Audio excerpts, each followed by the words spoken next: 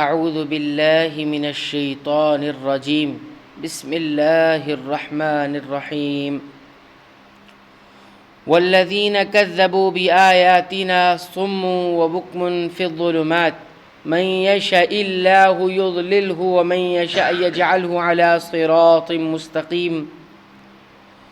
اور جو لوگ ہماری آیتوں کی تکذیب کرتے ہیں یعنی جھٹلاتے ہیں، وہ تو طرح طرح کے ظلمتوں میں، اندھیروں میں بہرے گونگے ہو رہے ہیں۔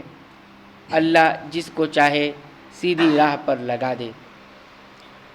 آیات الہی کو جھٹلانے والے چونکہ اپنے کانوں سے حق بات سنتے نہیں اور اپنی زبانوں سے حق بات بولتے نہیں، اس لیے وہ ایسے ہی ہیں جیسے گونگے اور بہرے ہوتے ہیں۔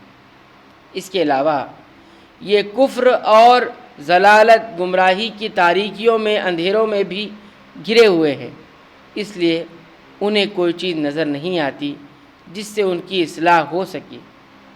ان کے حواس گویا مسلوب ہو گئے، چھین لیے گئے، جن سے کسی حال میں وہ فائدہ نہیں اٹھا سکتے۔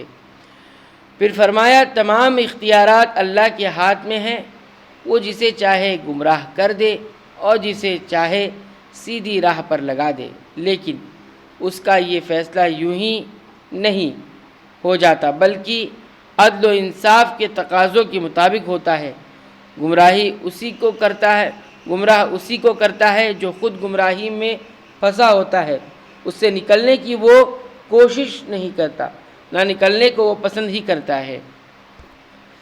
قل ارأیتکم ان اتاکم عذاب اللہ او اتتکم الساعۃ اغیر اللہ تدعون ان کنتم صادقین۔ آپ کہیے کہ اپنا حال تو بتلاؤ کہ اگر تم پر اللہ کا کوئی عذاب آ پڑے یا تم پر قیامت ہی آ پہنچے تو کیا اللہ کے سوا کسی اور کو پکارے ہوگے اگر تم سچے ہو؟ بل ایاہ تدعون فیکشف ما تدعون الیہ ان شاء وتنسون ما تشرکون۔ بلکہ خاص اسی کو پکارو گے، پھر جس کے لیے تم پکارو گے اگر وہ چاہے تو اس کو ہٹا بھی دے، اور جن کو شریک ٹھہراتے ہو ان سب کو بھول بھال جاؤ گے۔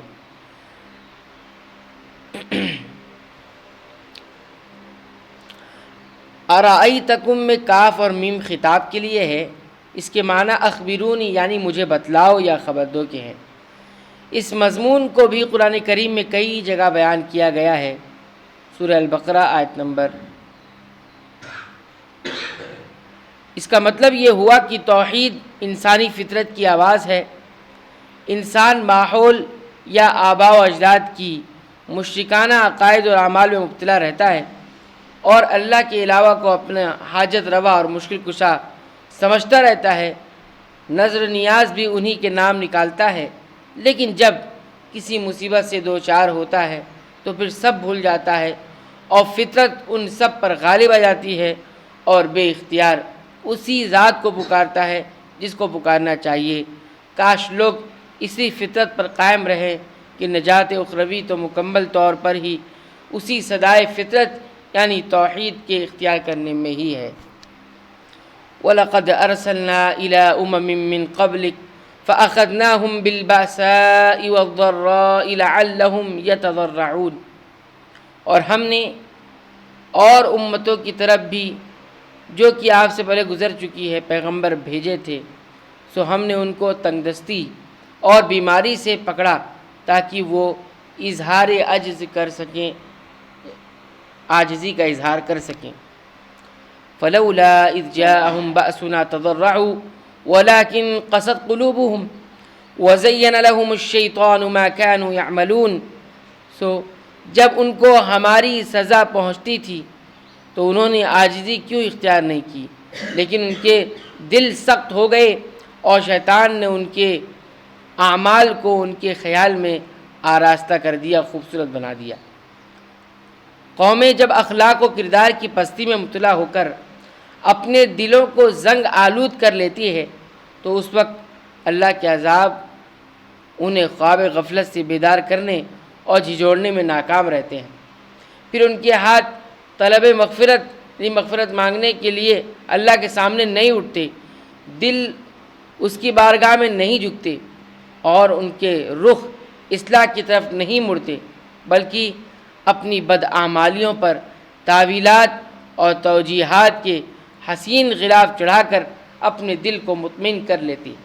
اس آیت میں ایسی ہی قوموں کا وہ کردار بیان کیا گیا ہے جسے شیطان نے ان کے لیے خوبصورت بنایا ہے۔